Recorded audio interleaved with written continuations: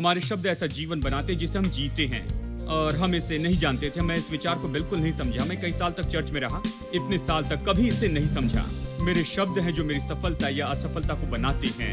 ये मेरे शब्द हैं जो मेरी खुशी या मेरे दुख को बनाते हैं। ये मेरे शब्द हैं जो सामर्थ्य या कमजोरी को लेकर आते हैं। ये मेरे शब्द हैं जो सब कुछ बनाते हैं। Holy, holy, holy, holy, holy. Oh, there is none like you, O Lord, Lord God Almighty. As we lift our hearts before you as a token of our holy, holy, holy, gracious Father, gracious Father, gracious Father, oh gracious Father, as we lift our hearts before you as a token of our gracious Father, gracious Father, precious Jesus, precious Jesus, precious Jesus, precious Jesus, oh precious Jesus, as we lift our hearts before you as a token of our love, precious Jesus,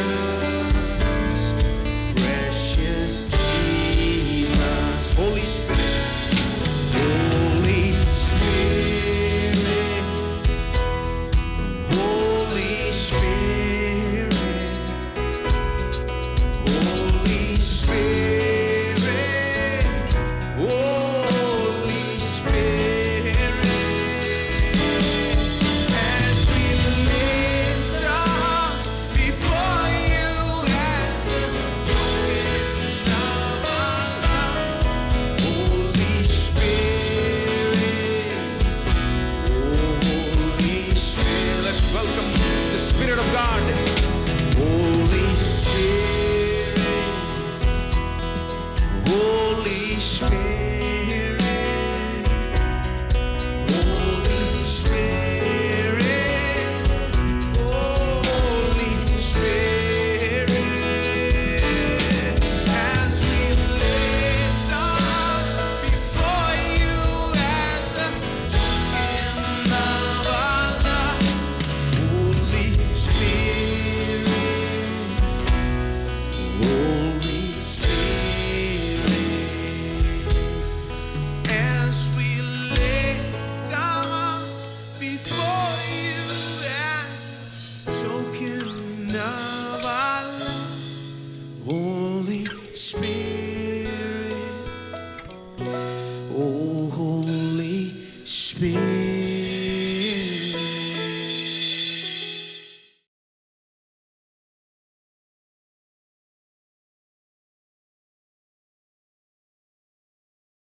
please मेरे साथ में निकालिए प्रकाशित वाक्य, प्रकाशित वाक्य, और चलिए पढ़ते हैं वचन 4 से 6। यूहन्ना की ओर से आसिया के साथ कलीसियाओं को अनुग्रह और शांति मिले, उसकी ओर से जो है और जो था और जो आने वाला है, और उन 7 आत्माओं की ओर से जो उसके सिंहासन के सामने हैं, और यीशु मसीह की ओर से जो विश्वास योग्य साक्षी और मरे हुए में से जी उठने वालों में पहले उठा पृथ्वी के राजाओं का हाकिम है। वो हमसे प्रेम रखता है और उसने अपने लहू के द्वारा हमें पापों से छुड़ाया है और हमें एक राज्य और अपने पिता परमेश्वर के लिए याजक भी बना दिया। उसी की महिमा और पराक्रम युगान युग रहे, आमीन। पिछले कुछ हफ्तों से हम अध्ययन कर रहे हैं कि हम कौन हैं, हमारे पास क्या है और हम क्या कर सकते हैं। सच में पूरे नए नियम का यही तो सार है। अगर आपको सच में सिखाना है कि हम कौन हैं, हमारे पास क्या, हम क्या कर सकते हैं, तो पूरा नया नियम सिखाना होगा। बहुत सी ऐसी बातें हैं जो हम कह सकते हैं कि हम कौन हैं, हमारे पास क्या है और हम क्या कर सकते हैं मसीह के कारण, नई वाचा और छुटकारे के द्वारा। और अभी इस समय यहाँ पर पूरा नया नियम सिखाने की कोशिश नहीं कर रहा हूँ, लेकिन हम देख रहे हैं कुछ महत्वपूर्ण सच्चाई जिसे सामान्य रूप में चर्च ने पहले कभी नहीं बताया। जानते हैं, चर्च ने शिक्षा में से केवल इतना ही भाग लिया है और हमें यहाँ पर बीच में ही छोड़ दिया, पूरा मार्ग तय किए बिना। हम पूरा करना चाहते हैं, हम कुछ सच्चाई सिखा रहे हैं जो कि अक्सर नहीं बताई गई हैं, न सिखाई गई हैं, लेकिन ये बहुत ही मुख्य सच्चाई है जिससे हमारी मदद होगी कि हम ऊंचे रूप में जीवन जिए। और एक ऐसी सच्चाई जिसके बारे में हमने देखा है कि हम जयवंत से भी बढ़कर हैं। जयवंत से बढ़कर होने का मतलब है, मैंने बताया कि इसका क्या मतलब है, कि वो जयवंत है, यीशु क्रूस पर गया और उसने पूरी जय प्राप्त की और हमें सब मुफ्त में मिला। और इसलिए हमें जयवंत से बढ़कर कहा गया, कुछ भी किए बिना हमें सब कुछ मिला। और हमने आपको बताया कि आज हम कैसे जयवंत से भी बढ़कर हैं। स्वर्ग हमें देखता है जयवंत से बढ़कर के रूप में। अब हमने सिखाना शुरू किया अगली बात पर, जैसे पिछले कुछ हफ्तों से हम सिखा रहे हैं कि कैसे परमेश्वर ने हमें राजा बनाया। इसलिए मैंने वचन का ये भाग आपके लिए पढ़ा। ये वचन का भाग कहता है कि उसने हमसे केवल प्रेम ही नहीं किया और उसने अपने लहू से हमें केवल ऐसे ही नहीं धोया। वचन 5 के अंत में इस तरह से कहता है कि उसने केवल हमसे प्रेम ही नहीं किया और हमें अपने लहू से धोया, लेकिन हमें राजा बनाया परमेश्वर के सामने। बाइबल हमें राजा क्यों कहती है? राजा शब्द तुरंत हमारे सामने कोई चित्र लाता है, हमारे मन में चित्र आते हैं। उन दिनों में राजा राज्य करते थे, वहां पर प्रजातंत्र नहीं था, लोकशाही नहीं थी, राजा राज्य करते थे। लोग जानते थे राजा क्या है, उसकी सामर्थ्य, उसका अधिकार, उसका धन, उसकी संपत्ति और उसके बारे में सब कुछ, यानी राजा के रूप में उसका अधिकार, ओहदा और वो क्या कर सकता है, ये सब। यानी जब कहते हैं राजा तो तुरंत ये सारी बातें मन में आती हैं, उसका धन, उसकी संपत्ति, उसका अधिकार, उसकी सामर्थ और वो जो सब कुछ है। बाइबल हमें बिल्कुल यही विचार बताना चाहती है। आपकी सामर्थ, आपका अधिकार, आपका धन, आपकी संपत्ति और आप जो कुछ भी छुटकारे के कारण आज जैसे हैं, उसे सबसे अच्छी तरह से बताया जा सकता है राजा इस शब्द से। इसलिए ये उपयोग हुआ, हम राजा हैं, हम राजा हैं।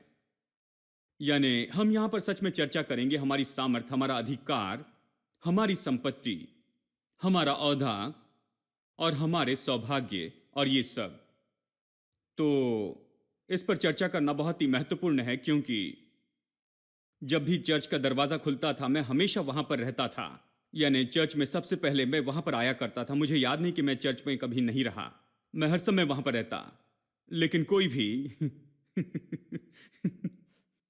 कोई सोच रहा है ये बहुत अद्भुत है मतलब और कोई उपाय नहीं था, वहां पर रहना ही था, नहीं तो फिर कान पकड़कर लेकर जाते थे, वहां चर्च में बैठते थे। हम आज के बच्चों के जैसे यहाँ वहां दौड़ कर खेल नहीं सकते थे, हमें वहां पर बैठे रहना पड़ता था, बिना बातें किए चुपचाप और सुनना था। और हम जाते थे बुधवार की शाम की सभा में, शनिवार की प्रार्थना की सभा में, हर समय वहां पर जाते थे। ऐसा समय नहीं था कि चर्च में नहीं गए, हमेशा जाते थे। लेकिन मैंने किसी को यह कहते नहीं सुना कि हम राजा हैं। यही तो बात है। दोष लगाने के रूप में नहीं कह रहा हूं, क्योंकि दोष लगाने का फायदा नहीं, ये सच्चाई है। कैसे इतने साल तक चर्च में जाते चली जाएं और कभी नहीं सुना कि मैं राजा हूं। मैंने सुना कि मैं तो धूल हूं, इसके बारे में बहुत ज्यादा सुना। मैंने सुना कि मैं बेकार का पापी हूं, इस बारे में बहुत सुना। लेकिन किसी को नहीं सुना कि किसी ने मेरी ओर देखकर यह कहा तुम राजा हो, जानते हो। किसी ने यह नहीं कहा। मुझे जाना पड़ा समुंदर के पार, मुझे संसार पार करना पड़ा और मैं दूसरे देश में गया। वहां किसी ने मुझे बताया कि मैं राजा हूं और यीशु मसीह ने मुझे राजा बनाया है। उसने मुझे केवल अपने लहू से धोया ही नहीं, लेकिन वो मुझे लेकर गया और भी बहुत आगे। मैं आपको वहां ले जाना चाहता हूं कि उसने आपको राजा बनाया। आमीन।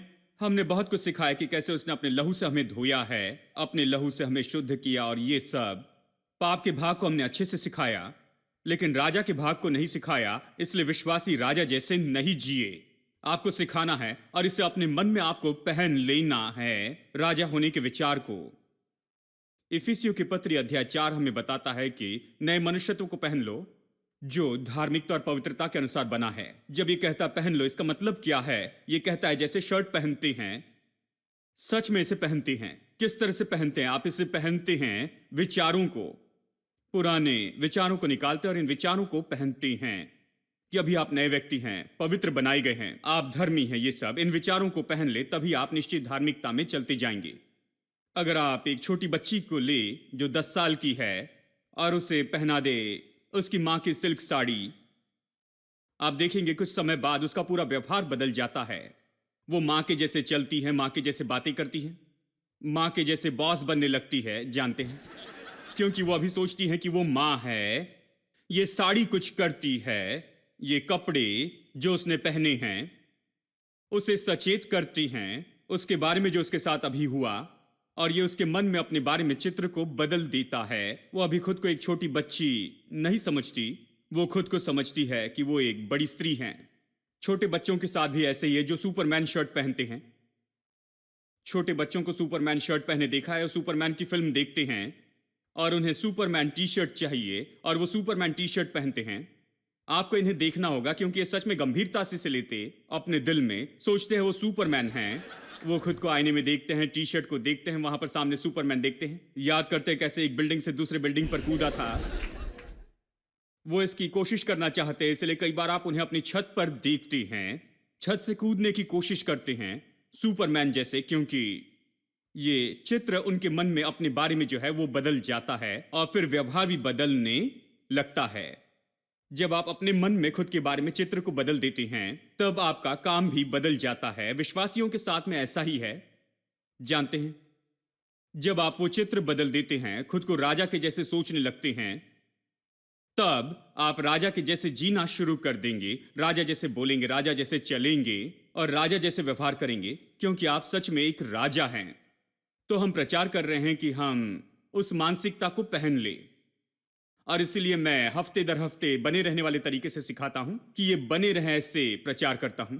क्यों देखिए कि ये सच में हमारे अंदर बना रह सके ये विचार। ऐसा नहीं कि एक हफ्ते हमें बताया गया और फिर हम भूल जाएं, लेकिन ये बार बार आता है ताकि कोई ये न भूले कि हम राजा हैं। ये भीतर जाता है और इसके बाद में हम खुद के बारे में जो सोचते हैं उसके ऊपर प्रभाव डालने लगता है। अब एक खास बात जो कि हम यहां पर राजा के बारे में देख रहे हैं वो है राजा का अधिकार और उसकी सामर्थ। सबोपदेशक 8:4 ये ऐसा वचन है जिसे हमने देखा जहां पर यह कहता है जहां राजा का शब्द होता है वहां पर सामर्थ और अधिकार होता है। जहां राजा का शब्द होता है वहां पर सामर्थ और अधिकार होता है। राजा ऐसा नहीं होता जो हल लेकर काम करने चले जाता है, ऐसी बात नहीं है। वो शब्दों का उपयोग करता है, वो बैठा होता है और वो लोगों को बताता है कि उन्हें क्या करना चाहिए। जब वो कुछ कहता है तो ये अर्थ रखता है। उस महल की पूरी मशीनरी, पूरा देश और उसकी पूरी सेना और उसके सारे बुद्धिमान लोग, सलाहकार लोग सब काम करने लगते हैं कि उसे पूरा कर दे जो राजा ने कहा है। राजा के शब्द महत्वपूर्ण है, इसलिए सावधान रहना है।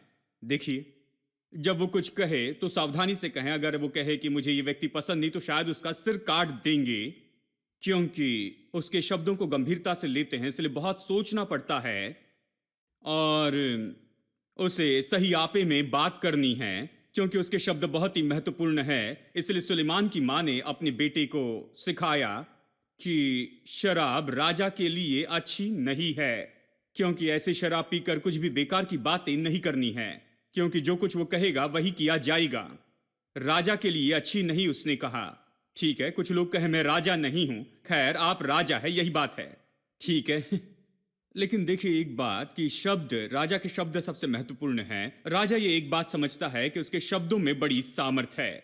हम इसे ही देख रहे हैं।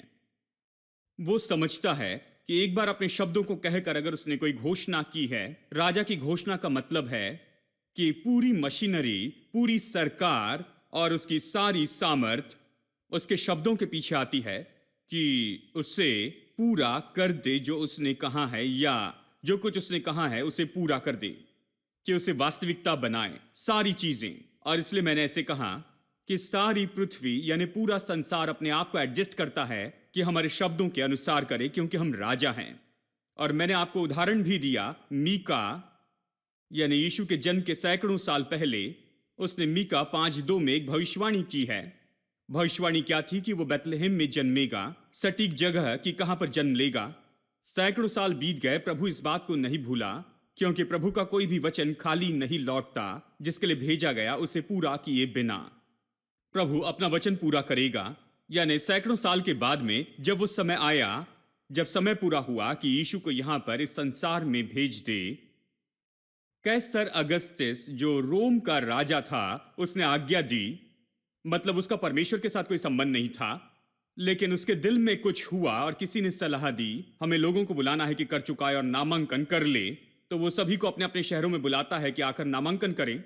और यूसुफ अपने होने वाली पत्नी मरियम को लाता है और वो जहां पर था वहां से बेथलेहेम में आता है अपने नगर में कि नामांकन करके कर चुकाए। वो वहां पहुंचते हैं, सराय में उन्हें कमरा नहीं मिलता है, कुछ भी हो।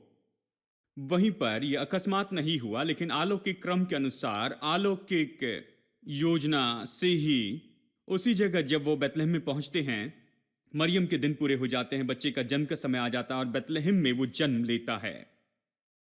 मैं आपको बताऊं, मीका ने इसे कहा, प्रभु का वचन उसने कहा, रोम के राजा ने आज्ञा दी कि सभी अपने अपने नगर में आए। इसी तरह से यूसुफ बेथलेहेम में आया और बच्चे ने वहां जन्म लिया। इसलिए मैं कहता हूं कि ये सारा संसार खुद को एडजस्ट करता है कि हमारे शब्दों को पूरा करे। अब मैं आपको और 3 उदाहरण देता हूं इसी बात के, ठीक है? क्योंकि बाइबल में बहुत ही महत्वपूर्ण विचार है। क्योंकि हम राजा हैं, जब हम कुछ कहते हैं तो ये फर्क लाता है। देखिए, हमें बहुत कुछ सिखाया गया प्रभु वचन की सामर्थ के बारे में।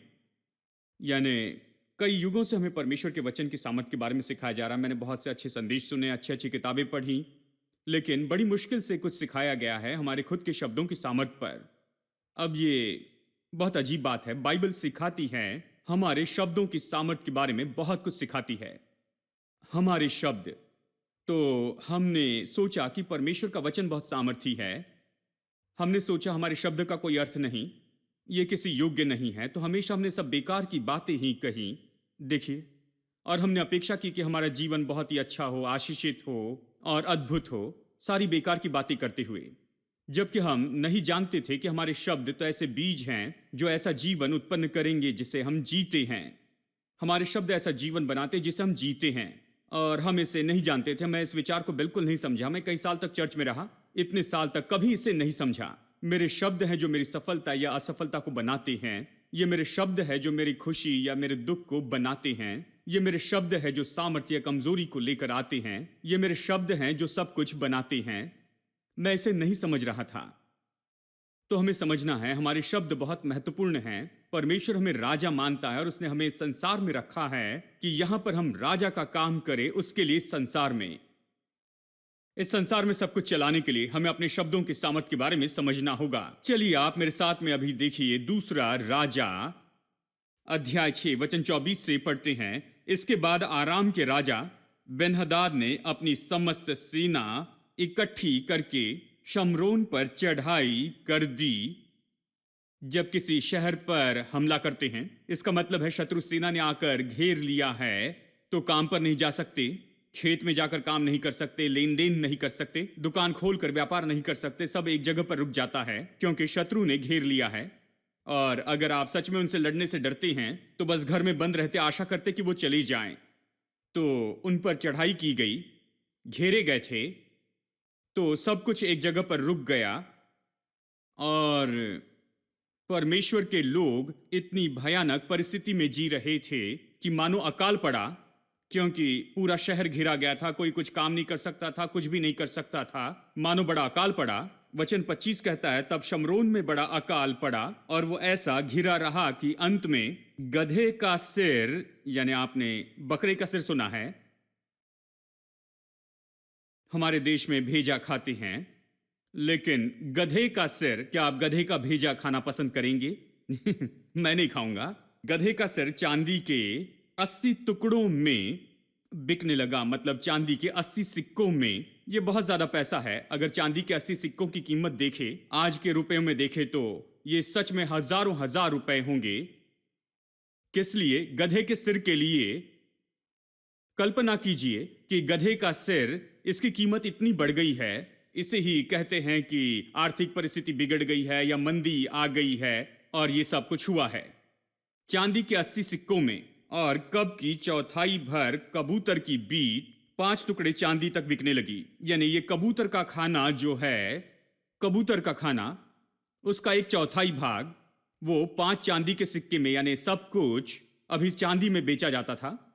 इतना महंगा था। सबसे बुरा जो भोजन मिल सकता, उसके लिए बहुत ज्यादा कीमत चुकानी पड़ती थी। सबसे ज्यादा कीमत यही अकाल था।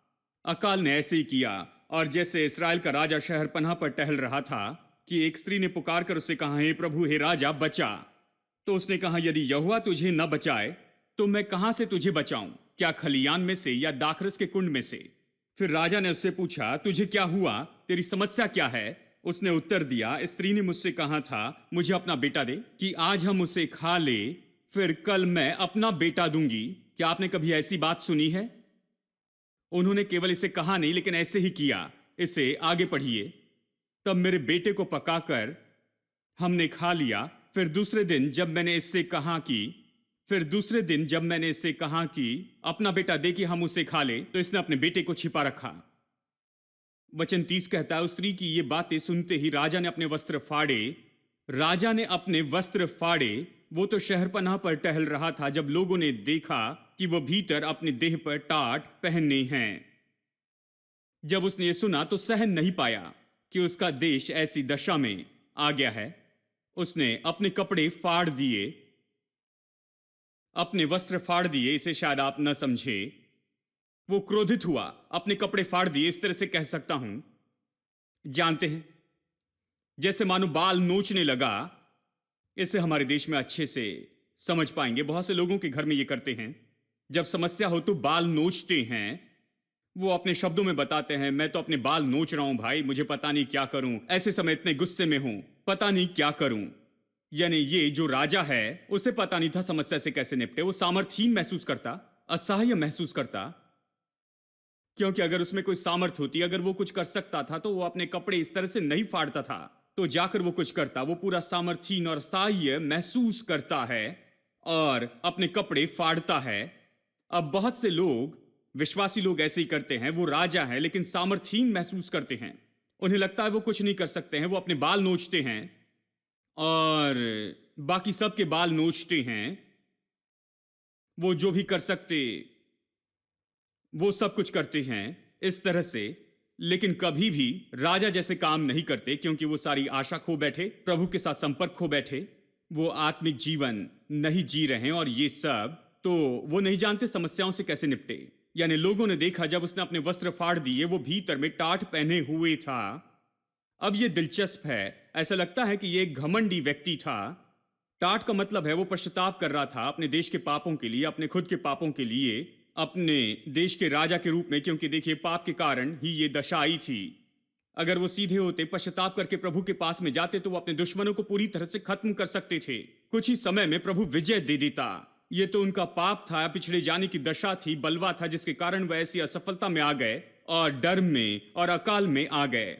तो वो पश्चाताप करता है, अंदर में टाट पहने हुए हैं और बाहर से शर्ट पहन लिया। क्यों? क्योंकि कोई भी न जाने कि ये पश्चाताप कर रहा है। ऐसे दिखावा कर रहा था कि मैंने कुछ नहीं किया, मैं तो ठीक हूं, मैंने कोई पाप नहीं किया है। प्रभु से पश्चाताप में प्रार्थना नहीं कर रहा। नहीं नहीं नहीं, ये तो बहुत घमंडी व्यक्ति था। वो पश्चाताप करता है, जानता है उसने पाप किया है, टाट पहने हुए हैं, लेकिन बाहर से अपने कपड़ों से वो उसे ढांके हुए हैं। जब उसने अपने कपड़े फाड़ दिए तो लोगों ने देखा, इसे देखो, टाट पहने हैं, पश्चाताप कर रहा है। जानते हैं, इसके भीतर में कुछ हो रहा है। अब ये बहुत ही बुरी दशा थी। मैंने ये सारी कहानी पढ़ी ताकि बताऊं कि कितनी बुरी दशा थी, परिस्थिति कितनी बुरी थी। अब अध्याय 7 वचन 1। तब एलीशा ने कहा, देखिए, अब वो भविष्यवक्ता के पास आते हैं। अब ये एलीशा पर बहुत क्रोध में था। भविष्यवक्ता कहाँ है? वो क्या कर रहा है? वो किसी काम का नहीं। हाँ, देखिए, समस्या आने पर किसी पर क्रोधित होते हैं। कुछ लोग प्रचारक पर क्रोधित होते हैं, तो ये तो एलिशा पर क्रोधित था। वो उस समय का भविष्यवक्ता था। वो उसके पास आता है और फिर एलिशा, अब देखिए फर्क क्या है एलिशा और राजा में। एलिशा ने कहा यहोवा का वचन तुम सुनो। एलिशा ने सारी कहानी सुन ली थी और वो जानता था कि देश किस दशा में पड़ा है, लेकिन वो प्रभु का वचन कहता है। वो कहता है कि यहोवा परमेश्वर का वचन सुनो। वो प्रभु वचन में दिलचस्पी लेता है क्योंकि वही जवाब है। I'm here to meet with you. Come and meet with me. I'm here to find you. Feel yourself to me as I wait. You make me strong as I long. Draw me to your arms as I stand and sing your praise. You come and fill this place. Won't you come and fill this place? Everybody else clap our hands.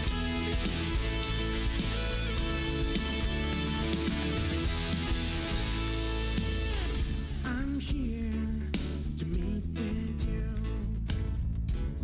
Come and meet with me. I'm here to find you. Reveal yourself to me as I wait. You make me strong as I long. Draw me to your arms as I stand and sing your praise. You come and fill this place as I wait. You make me strong as I long. Draw me to your arms as I stand and sing your praise. You come and fill this place. Won't you come and fill this place? Oh Lord Jesus, come and fill this place, oh Lord. Oh, make your presence known to us.